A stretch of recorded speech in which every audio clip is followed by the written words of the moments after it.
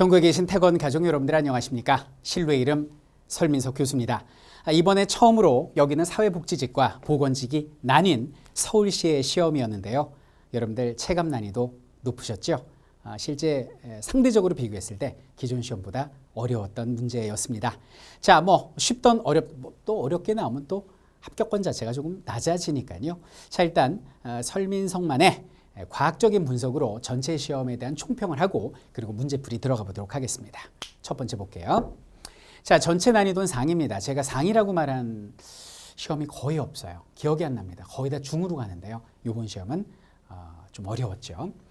전근대상, 근현대는 중상입니다. 전근대 파트가 좀 어려웠고요. 특징은 서울시 공무원 채용 최초로 일반 행정과 사회복지, 여기는 보건이 분리된 그런 시험이었다라고 이제 말씀드릴 수 있겠고, 시험 9급인데 학생들 말을 빌리면 이제 체감 난이도는 7급이었다 이렇게 이야기를 하더라고요.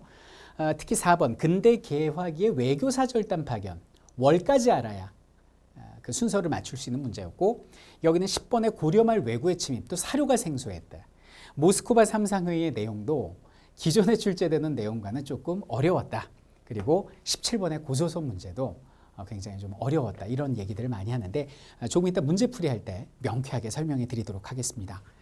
그리고 합격권 점수는요, 유례 없이 낮은 75점에서 80점 정도로 예측을 해 봅니다. 자, 전근대사하고 근현대사 비율은 기존에는 이제 14대 6 정도였는데 이번에는 근현대사가 한 문제 정도 좀 많이 나온 13대 7의 비율을 보이고 있고요. 자, 여기는 시대사별 출제 비율을 보면 조선 후기와 근대의 출제 비중이 높았습니다. 여기만 합쳐서 8문제거든요. 그래서 조선 후기, 근대의 출제가 두드러졌다는 걸 알 수가 있고, 그리고 분류사별 출제 비율을 보면 같이 치러진 이제 순경직 같은 경우는 아예 경제사가 출제가 되지 않았는데 비교적 골고루 정경사문이 출제된 시험이라는 게 특징이 되겠습니다. 자, 이렇게 해서 전체 데이터베이스를 정리해서 큰 틀을 봤고요. 이젠 구체적으로 어떤 문제가 어려웠고 이런 문제들은 어떻게 우리가 풀어나가야 될지 선생님과 하나하나 살펴보도록 하겠습니다. 자, 1번 문제부터 한번 살펴보도록 하겠습니다. 다음 중 성학 집요의 저자에 대한 설명으로 옳지 않은 것은 이렇게 나옵니다. 성리학을 집요하게 공부해서 당당하게 5,000원짜리 표지 모델이 되셨습니다. 이렇게 기억했었죠? 누굽니까? 바로 주기론의 대표자 바로 율곡 이희 선생님이 되겠습니다.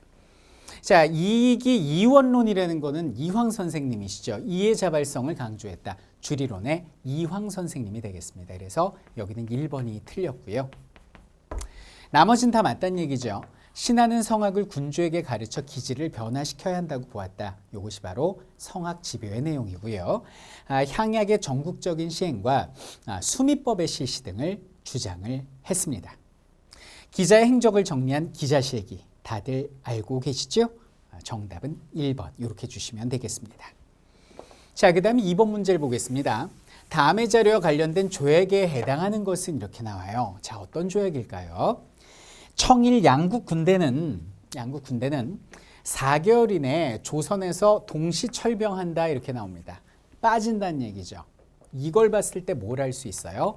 이거 갑신정변 이후에 체결된 중국과 일본 사이에 체결된 티엔진 조약이구나라는 걸 알 수 있습니다. 자, 후략된 내용은 뭘까요? 그렇죠. 어떤 변란 때문에 두 나라 군대 중에 한쪽 나라가 조선에 다시 군대를 보낼 때는 상대방 나라에게 통보한다. 결국은 동학 농민운동으로 10년 뒤에 청나라 군대가 들어오게 되고 티엔진 조약으로 일본도 따라 들어오게 되고 결국 둘이 한판 붙은 청일전쟁의 배경이 된 조약이 되겠습니다. 그럼 정답을 고르면 뭐가 될까요? 4번 이것을 정답으로 주시면 되겠어요. 자, 그럼 나머지 조약들은 뭔가 한번 살펴볼게요. 한성조약이 뭡니까? 그렇죠. 갑신정변의 또 다른 결과가 되겠습니다. 내용인즉슨 일본의 공사관이 불타버리죠. 신축공사 대금을 지불한 내용이 되겠고요. 자, 그리고 제물포 조약이라는 것은 이모군란 직후의 내용이 되겠습니다. 일본의 배상금 지불, 경비군 주둔이 되겠어요. 시모노세키 조약은 뭐가 되겠습니까? 그렇죠. 바로 청일전쟁의 결과가 되죠. 그래서 청나라는 일본에게 많은 배상금을 물어주고 요동반도를 할양할 것을 담은 내용이 바로 청일전쟁의 결과 시모노 세키 조약이 되겠습니다. 자, 이렇게 해서 2번 내용을 살펴봤고요. 자, 그 다음 문제 한번 살펴보도록 하겠습니다. 자, 3번 문제 보겠습니다. 이건 조금 사료의 해석이 필요한 문제죠. 다음은 정약용의 토지제도 개혁안의 일부이다. 기업과 니은에 들어갈 말로 옳은 것은 이렇게 이야기를 하고 있습니다. 기역법은 시행할 수 없다. 기역은 모두 한전이었는데 이게 지금 밭이란 뜻입니다. 밭. 수전이 물이 첨벙첨벙하니까 논이에요. 논이고 수전 요게 논이고 한전은 바짝 마른 땅, 밭 이렇게 해석하시면 돼요. 자, 기역법은 시행할 수 없다. 기역은 그러니까 이거는 제가 좀 설명을 위해서 미리 좀 말씀드릴게요. 기역법이 뭐냐면 정전제예요. 이 정전제는 수업 시간에도 말씀드렸지만 고대 중국에서 이미 시행된 법인데 그것을 우리나라에 들여오려 했던 게 정약용이었잖아요. 근데 고대 중국의 정전제에 대한 비판이에요. 그 당시에 중국의 정전제는 지금 우리의 현실과 맞지 않다. 우리의 현실에 맞는 정전제를 해야 하는데 뭐 이런 뉘앙스로 보시면 될 것 같아요. 정전법은 시행할 수가 없다. 고대 중국에라고 해석해야죠. 정전법은 모두 밭을 통해서 우물정자로 나누는 방식이었는데 수리시설이 갖춰지고 매벼와 찰벼가 맛이 좋은 지금 우리 조선 후기에 이렇게 좋은 논이 있는데 이 논을 버리겠는가. 정전이란 평평한 밭을 말하는데 나무를 베어 내놓으라 힘을 들였고 산과 골짜기가 이미 개간이 되었는데 이러한 밭을 버리겠는가. 이 얘기는 그전부터 어떤 벌목과 벌채를 통해서 여기는 산비탈이나 이런 것도 여러 가지 개간이 돼 있는데 그럼 그 비탈을 버리고 평평한 곳만 찾아서 중국하고 똑같이 여기 있는 밭을 우물정자로 나눠주는 그런 고대 중국의 정전제는 우리나라와 맞지 않다. 이 얘기를 하고 있는 겁니다. 그래서 여기는 기역은 정전제가 들어가야 되고요. 그 다음에 니은을 한번 볼게요. 자, 니은의 법은 시행할 수 없다 이렇게 나오는데 뭐 이거는 뭐 쉬우셨을 거예요. 보면 여기 지금 균등이란 말이 나오니까 이거는 균전제라는 걸 알 수가 있습니다. 여기는 균전제라는 것은 유형원이 주장한 그 균전제를 말하는데요. 자, 균전제도 비판하고 있습니다. 균전제는 농지의 인구를 계산해서 분배해 주는 것인데 뭐 각각 집에 막 늘어나고 뭐 그리고 또 이렇게 줄어들고 이런 것들이 날마다 다르고 해마다 다르다. 금년에는 갑의 비율로 분배하였다가 또 다음에는 을의 비율로 분배해야 되므로 조그만 차이는 산수에 능한지 할지도 살필 수 없고 토지의 비옥도가 경마다 묘마다 달라 한정이 없으니 어떻게 균등하게 나눠주겠는가. 이것뿐만 아니라 여기는 균전제를 시행하려면 국가가 모든 토지를 가지고 있다는 가정하에 그 신분에 따른 균등에 차등 있는 균등으로 토지를 나눠줘야 되는데 이런 것들이 좀 한계가 있다. 뭐 이런 내용을 이야기하고 있는 거죠. 보통 공시 같은 경우는 사료를 주지 않고 그냥 단답 형식으로 문제를 내는데 일반 사료도 아닌 출제된 적도 없는 굉장히 어려운 사료를 줌으로써 여러분들의 혼란을 유도했고 아마 많은 학생들이 정전제, 균전제가 아니라 한전이란 말이 나오니까 한선을 정하는 한전제, 균전제를 꼽았을 가능성이 커요. 근데 이 사료에서 말하는 한은 그 밭을 뜻하는 한전이 되겠습니다. 한선을 정하는 그 한전이 아니고 그래서 정답은 뭐가 되냐면 정전, 균전 해서 4번이 정답이 되겠어요. 굉장히 어려웠던 문제 중에 하나라고 할 수 있습니다. 자, 4번 보겠습니다.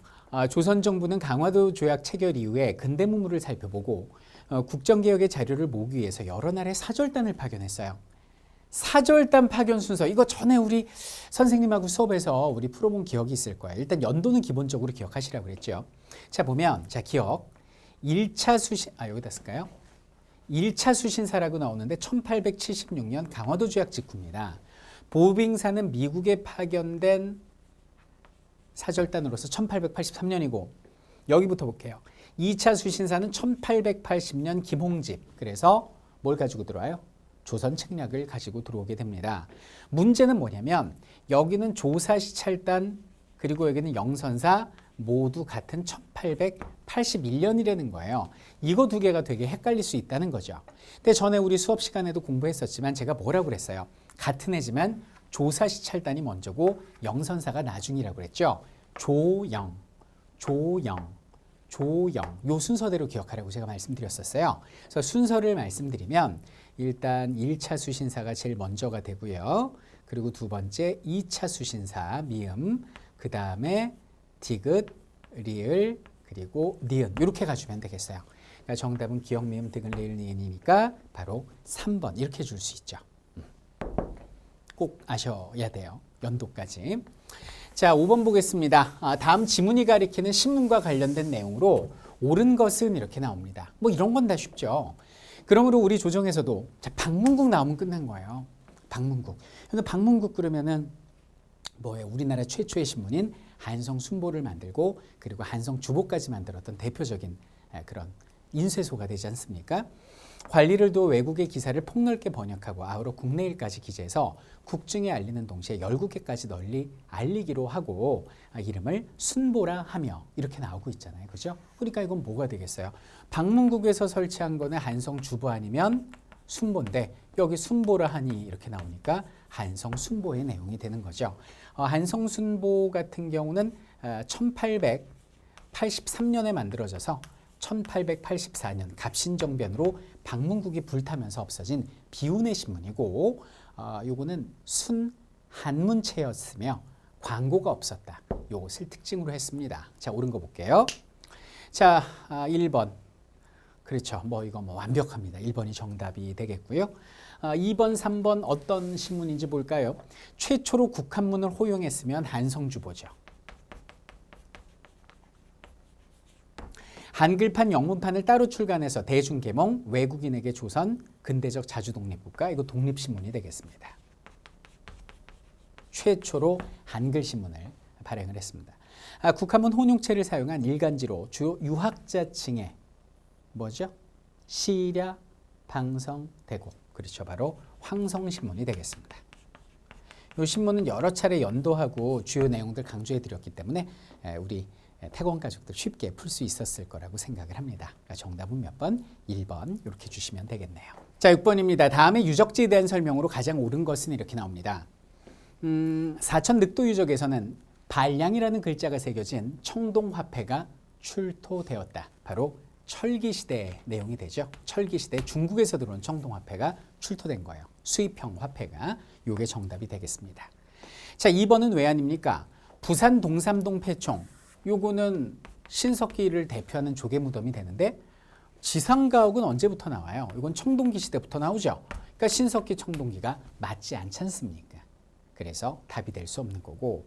그리고 여러분들 김응수 씨가 흥수 아이를 발굴한 건 어디예요? 청원 두루봉동굴.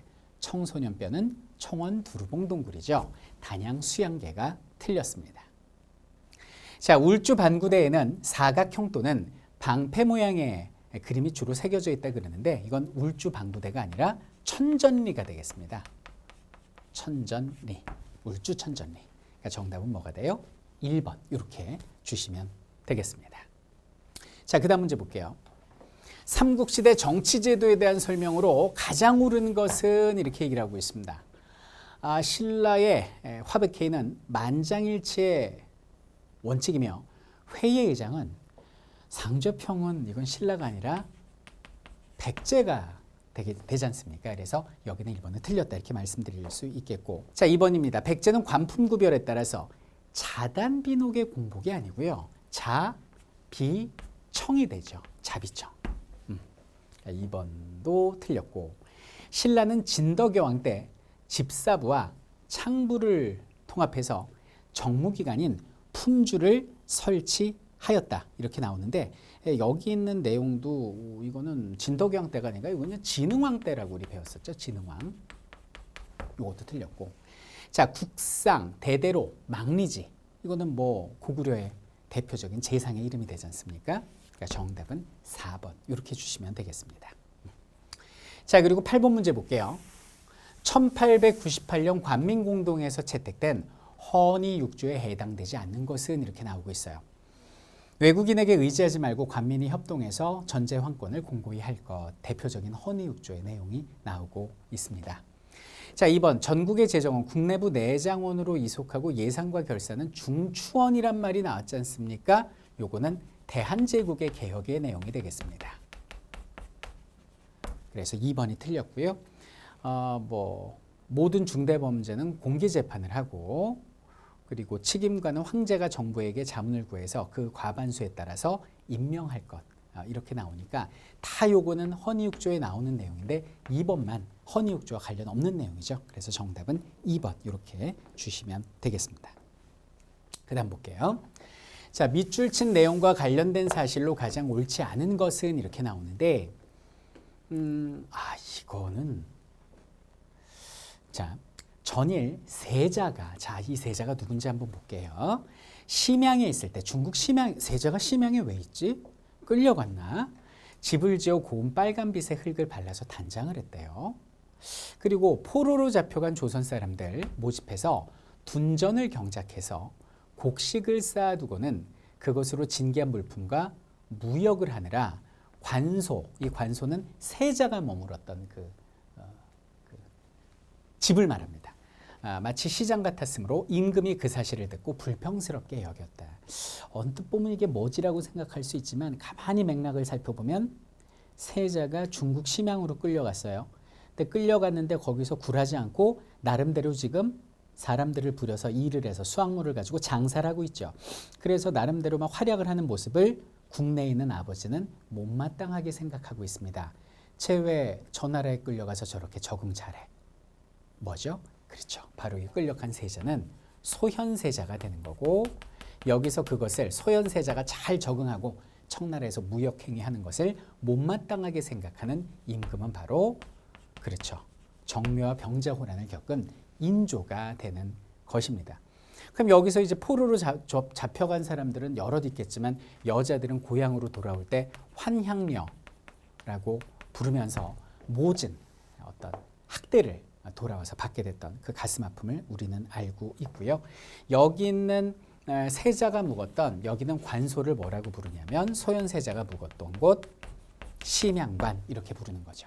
뭐 선대에도 나오지만은 자, 그럼 이 사실로 가장 옳지 않은 거 한번 살펴볼게요. 자, 소현세자입니다. 북경에서 아담샬 기억하십니까? 조선시대 후기 쪽에 시언역이라는 달력을 만들었던 사람이 아담샬인데요. 이 서양인 아담샬과 직접 만나서 교류하고 보다 넓은 세상에 상대적으로 기술적으로 발전한 세상에 문물에 눈을 뜨게 된 이 사람이 바로 소현세자가 됩니다. 포로입니다. 귀국한 여성 중에는 그렇죠. 환양녀라고 멸시를 받은 분들도 있었고요. 그리고 세자가 물었던 심양관은 조선의 세자이니까 외교적 기능을 담당하기도 했죠. 자, 그런데 여기는 인조입니다. 전쟁의 치욕을 벗기 위해서 북벌을 적극 주장했다고 하는데 여기는 북벌을 주장한 건 인조가 아니라 누구예요? 인조의 둘째 아들 효종이 북벌을 주장한 거고 인조는 그저 정묘, 병자 이렇게 당하기만 했습니다. 그러니까 옳지 않은 것은 몇 번? 4번 이렇게 주시면 되겠습니다. 자, 그 다음 문제 보겠습니다. 단복의 밑줄 친 주체에 대한 설명으로 가장 옳지 않은 것은 이렇게 얘기를 하는데요. 자, 옳지 않은 거. 자, 운봉을 넘어왔다 그랬는데 운봉이 어디냐면 전라도 남원을 이야기합니다. 자, 전라도로 왜 쳐들어왔을까요? 그렇죠. 먹을 게 많은 곡창지대니까. 그럼 전라도로 침략했다는 얘기는 남쪽에 있는 적들의 침입이죠. 왜일 가능성이 높습니다. 이 싸움에서 아군은 1600필의 군마와 여러 병기를 도획했고 살아 도망간 자는 70여 명밖에 없었다고 한다. 고려사에서 인용을 했어요. 그럼 고려시대 왜가 우리나라를 쳐들어온 적이 있나? 아니, 여몽연합군이 쳐들어간 적은 있지만 왜가 쳐들어온 적이 없잖아. 그 조선시대 임진왜란이잖아. 이건 뭐야? 그렇지. 국가적으로 군대가 쳐들어온 게 아니라 도적놈들이 전라도를 넘보는 일은 삼국시대부터 그 고대 국가 시절부터 있었잖아요. 그죠? 그러니까 이 왜군은요, 그 신라 시대 때는 주로 이제 그 삼국시대 때는 신라를 주로 많이 공격을 했고 고려 시대로 넘어오면서 이들이 이제 경상도뿐만 아니라 전라도까지 노획하기 시작한 거죠. 공격하기 시작한 거죠. 그거 알아두시면 돼요. 자, 그럼 이제 왜구라는 것으로 이제 유출할 수도 있고 아니면 보기가 4개가 나오는데 3개가 왜구가 하나가 홍건적이거든요. 그렇게 답을 골라도 되고 그거는 뭐 상관이 없습니다. 자, 여기 보면 정세훈, 이방실, 김득배 이런 말 나오죠. 정세훈, 이방실 이건 뭐예요? 홍건적의 난을 막아낸 사람들이죠. 1차 홍건적의 침략을 막아냈고 2차는 막아내지 못해서 우리의 국민왕이 안동으로 복주로 피난을 가게 됩니다. 자, 홍건적이라 얘가 틀렸고요. 이거 보면은 좋은 선 있잖아요. 세금을 운반하는 배가 왜구의 목표물이 돼서 국가의 재정이 곤란해지고 외구의 소굴인 대마도가 정벌이 됐어요. 그죠? 그래서 그 기세가 꺾이게 되었고 그들이 자주 출몰하자 수도로 옮기자는 주장이 제기되기도 하였다. 이런 얘기죠. 정답은 뭐가 돼요? 여기는 1번 이렇게 주시면 되겠습니다. 자, 11번 보겠습니다. 조선시대의 교육제도에 관한 설명으로 옳지 않은 것은 이렇게 나옵니다. 요거는 제가 수업 시간에 좀 말로 하는 설명에서 나왔던 내용이에요. 그래서 수업 시간에 제가 드리는 설명은 그냥 들으면 야사 같기도 같고 뭐 어떻게 보면 농담 같기도 하고 옛날 얘기 같기도 하지만 이게 시험에 결정적인 문제를 푸는 단서가 될 수도 있으니 꼼꼼히 놓치지 말아야 할 것이에요. 한번 볼까요? 자, 왕세자는 궁안의 시강원에서 교육을 받았다. 시강원은 왕세자를 교육시키는 곳입니다. 맞고요. 성균관에는 생원이나 진사만, 쉽게 얘기해서 소과에 합격한 사람만 입학할 수 있느냐? 그렇지 않고 여러분들 오늘날 성대처럼 정시 말고 이게 이제 정시죠. 수시도 있었다. 그래서 추천받은 사람들, 똑똑한 아이들을 수시로 받기도 했다라는 말씀 드렸죠. 정시 수시가 같이 있었다. 그래서 틀린 거예요. 그래서 생원이나 진사뿐만 아니라 추천에 의한 등용도 일부 있었다. 요거를 알아두시고 전 이게 문제로 나올 줄은 몰랐어요. 역사적으로 설명을 한 건데 세상에 이거를 적중을 시키네. 자, 서울에는 서학, 동학, 남학, 중학이 설치돼 있었고 4부 학당. 향교의 교생 가운데서 시험 성적이 나쁜 사람은 어떻게 돼요? 군역에 충정되기도 한 겁니다.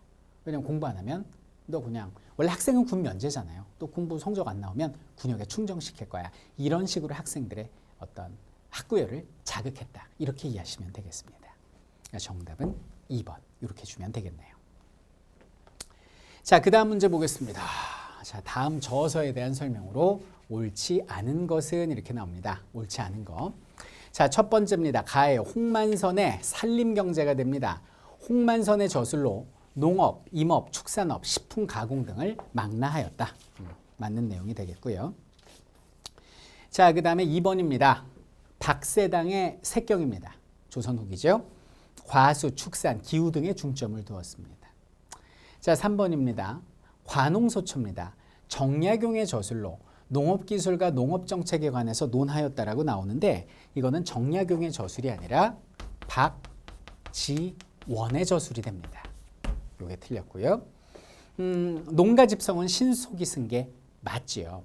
그래서 제가 수업 시간에 뭐라고 말씀을 드렸냐면 이 부분을 이제 읽어드리면서 일단은 여기는 조선시대 후기 쪽에 나왔던 이런 그 농사 관련 책들 저자와 그리고 여기는 제목은 반드시 연기해서 기억하고 내용같이 좀 꼼꼼히 봐두면 좋겠다라는 말씀을 드렸잖아요. 바로 그 문제가 출제가 된 겁니다. 그러니까 정답은 뭐예요? 3번 이렇게 보시면 되겠습니다. 자, 그 다음 문제 볼게요. 13번. 고려시대 귀족의 특징에 대한 설명으로 옳은 것은 이렇게 나와요. 귀족 세력은 왕족을 비롯해서 귀족은 7품 이상이 아니라 5품 이상 정도는 돼야 귀족이라고 하죠. 귀족은 대대로 고위관직을 차지해서 사림 세력을 형성했다. 지금 고려시대 하는데 조선의 사림이 나오면 어떡합니까? 귀족의 자제는 음서를 통해 관직에 진출할 수 있었다. 이게 맞죠. 향리의 자제는 과거를 통해서 귀족의 대열에 들 수 있었죠. 상층 향리의 자제는 주영공부법이라고 해서 과거 시험, 문과 시험 봐서 높은 벼슬의 관직에 올라갈 수 있었고 또 문벌 귀족은 거꾸로 죄를 지으면 귀향당하여 다시 향리로 계층이 내려가는 뭐 그런 모습도 있었으니 상하 간의 이동이 그래도 뭐 비교적 좀 있었던 사회가 고려시대다 이렇게 말할 수 있겠습니다. 신라처럼 꽉 막힌 사회는 아니었죠. 그러니까 정답은 몇 번? 3번 이렇게 주시면 되겠습니다. 자, 그 다음 보겠습니다. 14번입니다. 다음에 가로 안에 들어갈 말을 바르게 나열한 것은 이렇게 나옵니다. 일제 민족분열 정책과 자치운동론의 등장에 대응해서 민족해방운동의 단결과 통일적 대응을 모색하던 사회주의 진영과 비타협적 민족주의 진영은 1926년 정우회 선언을 하지 않습니까? 사회주의 세력이. 정우회 선언을 계기로 1927년 1월 니은을 발기하였다 이렇게 나오는데 니은은 신간회가 되겠네요. 이어서 서울청년계 사회주의자와 물산 장려운동 계열이 연합했던 신간에 이전에 있었던 조선민흥회라고 기억하십니까? 조선민흥회와도 합동할 것을 결의, 마침내 2월 15일 YMCA 회관에서 신간의 창립대회를 가졌다. 이렇게 얘기를 하고 있죠. 자, 그럼 다음에 가로 아래 들어갈 말을 바르게 나열하면 정우의 신간의 조선민흥회, 결국 정답은 2번 이렇게 주시면 되겠습니다. 자, 그럼 칠판을 지우고 15번 문제 한번 풀어보도록 할게요. 자, 모스크바 3국 회상회의에서 결정한 한국 정부 수립 방안을 순서대로 바르게 나열한 것은 그러는데 조금 문제가 좀 그렇죠. 딱 떨어지는 것 같지는 않은데 한번 볼게요. 당시 모스크바 3상회의 결정안은 뭐냐면 첫 번째는 뭐냐면 제가 수업 시간에 써드린 그 내용이 그냥 모스크바 3상회의 전문이 돼요. 임시정부를, 조선만의 임시정부를 수립한다. 요게 이제 대전제가 돼요. 대전제가 되고 그 다음에 나오는 이제 니은 디귿 기억 니은 디귿 리을이 요 그 수립 방안에 대해서 이야기하고 있습니다. 어떻게 임시정부를 수립하느냐? 첫 번째 미소 공동위원회를 개최하는 거예요. 그래서 미소 공동위원회가 여기는 정부 수립과 관련된 모든 제반 사항을 논의를 하는 거죠. 근데 여기는 미소 공동위원회 혼자서 하면은 좀 그러니까 여기는 미소 공동위와 함께 대한민국의 모든 정당과 사회단체를 임시정부 수립에 참여를 시키는 거죠. 그러니까 미소공동위와 함께 여기는 임정수립을 만들어간다. 뭐 이렇게 보시면 됩니다. 그렇게 해서 이제 그 다음에 뭐가 만들어지겠어요? 대한민국 임시정부가 수립이 될 거 아니에요. 그럼 여기는 대한민국 임시정부와 함께 우리나라의 입김을 불어넣고 있는 강대국 미, 영, 중, 소가 신탁통치 방안을 논의한다. 함께 논의한다 이거죠. 그래서 최장 5년간의 신탁통치를 하는 것으로 이야기를 담고 있는 요게 이제 모스크바 3상의 내용이 되겠습니다. 그러니까 이거는 이 대전제를 뺀 요 수립 방안에 대해서 이야기하고 있는 거죠. 여기 나오잖아요. 한국 정부 수립 방안을 순서대로 바르게 나열하시오. 그럼 첫 번째가 미소공동위원회 개최니까 기억이 여기 들어가야 되고 미소공동위원회 임시정부 협의하에 미영중소에 의한 신탁통치 방안을 결정하는 부분은 여기 있는 니은이 되겠고요. 미소공동위원회와 한국의 정당 및 사회단체의 협의 요거는 여기에 들어가야 되고 임시민주정부 수립은 여기에 들어가야겠네요. 그러니까 순서는 기억 디귿 리을 니은 기억 디귿 리을 니은 2번 이렇게 주시면 되겠습니다. 칠판 지우고 다음 문제 한번 볼게요. 자, 16번입니다. 다음 보기에 가로에 들어갈 낱말을 바르게 나열한 것은 이렇게 나옵니다. 고려 지배층과 피지배층 사이에는 중류층이 자리 잡고 있었습니다. 중앙관청의 말단 서리를 뭐라고 부릅니까? 요것을 잡류 이렇게 부르는 것이고요. 두 번째로 궁중실무 관리를 뭐라고 부르냐면 남반 이렇게 부릅니다. 그리고 이제 하급장교를 뭐라고 불러요? 그렇죠. 군반 이렇게 부릅니다. 그러니까 들어갈 것은 잡류, 남반, 군반 이렇게 들어가주면 되겠어요. 그러니까 정답은 잡류, 남반, 군반. 잡류, 남반, 군반. 3번. 지금 불이 안 들어오는데 정답은 3번 이렇게 주시면 되겠습니다. 자, 그 다음 17번을 보도록 하겠습니다. 다음 중 고조선에 대한 설명으로 가장 옳지 않은 것은 이렇게 나옵니다. 중국 측 기록인 관자나 산해경 등에는요. 우리나라의 경우 삼국유사에 처음 등장하는 거지 중국의 고대 서적에는 고조선을 이야기하고 있습니다. 삼국지 동의전에 인용된 위략에 따르면 연나라가 강성해져 스스로 왕을 칭하자. 자, 이게 무슨 얘기냐면요. 지난 교체기에 우리나라로 넘어온 사람이 누구예요? 위만이죠. 그 위만이 연나라 사람입니다. 그 얘기예요. 위만이 넘어왔다 이 얘기고 조선 후가 누구냐 하면 이제 그 단군의 피가 흐르는 기자의 피가 흐르는 이제 마지막 왕이 되죠. 바로 준왕을 말하는 겁니다. 근데 준왕이 왕을 자칭하지 않았다는 기록이 있는데 요게 틀린 것이 준왕은 남쪽으로 내려가서 만의 왕임을 선포하고 여기 사만의 왕이 되잖아요. 그죠? 그래서 여기는 이 뒤에 문장 자칭하지 않았다. 요것 때문에 틀린 문장이 되겠습니다. 기원전 2세기 초 위만은 고조선의 망명에 와 있다가 준왕을 몰아내고 왕이 되었다. 같은 맥락의 내용이고요. 위만 조선은 기원전 108년 한나라의 침입에 의해서 멸망했고 이 지역에는 한의 군현이 설치되었다. 다 아는 내용이네요. 정답은 2번입니다. 자, 18번 볼게요. 다음 지문과 관계 있는 단체 활동으로 옳은 거 이렇게 나오는데요. 이번에 그 순경직에도 나왔던 문제입니다. 이 내용 뭡니까? 그렇죠. 신채호 선생님이 1923년 초에 쓴 조선혁명선언입니다. 그럼 여기는 조선혁명선언을 행동 강령으로 했던 단체는 의로운 일을 맹렬히 추진하는 단체가 되겠죠. 바로 의열단이 되는 것입니다. 자, 의열단의 활동으로 옳은 거 한번 보도록 할게요.